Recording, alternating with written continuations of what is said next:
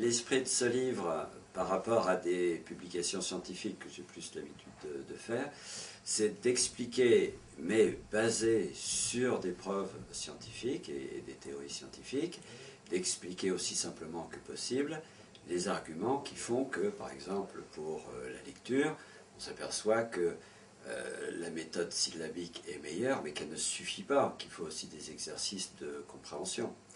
Un autre point aussi, c'est la mémoire. Souvent, il y a une légende qui veut qu'on ait une mémoire photographique visuelle. Certains pédagogues peu informés s'en sont servis et se sont dit il faut faire attention à la mémoire de l'élève. Si tel élève a une mémoire plutôt visuelle, il faut enseigner de telle façon. Si tel élève a une... Tout ça est complètement faux.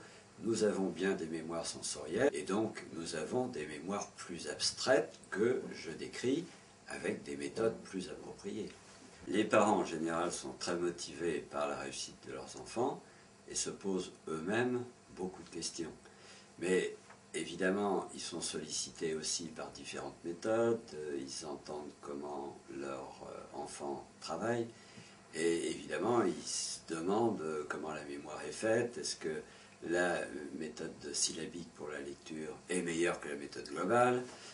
Ils se demandent comment motiver leur enfant. Et puis évidemment, ils sont pris dans la mouvance technologique de la société. Et ils se demandent si les publicités qu'on voit, ou avec tel jeu vidéo d'un célèbre neurologue japonais, va être très efficace pour développer le cerveau de leur enfant.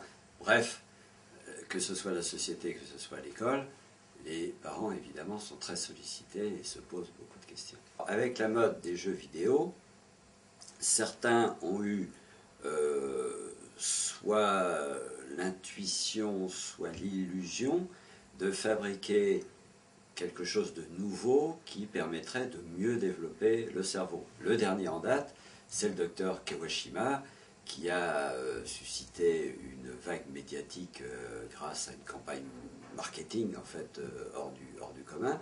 Bon, nous l'avons testé avec une de mes jeunes collègues. Bon, nous avons montré que c'était complètement illusoire, que c'était pas du tout efficace.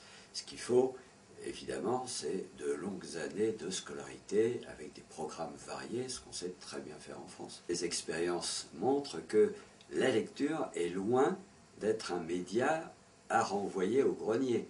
Car en fait, les études scientifiques montrent que nos yeux, en fait, sondent sans arrêt le texte ou l'image, et lorsque le cerveau ne comprend pas, il ordonne aux yeux de revenir en arrière.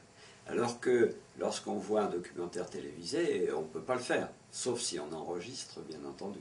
Donc la lecture, dans la comparaison avec les moyens technologiques modernes, la lecture reste un média extraordinaire.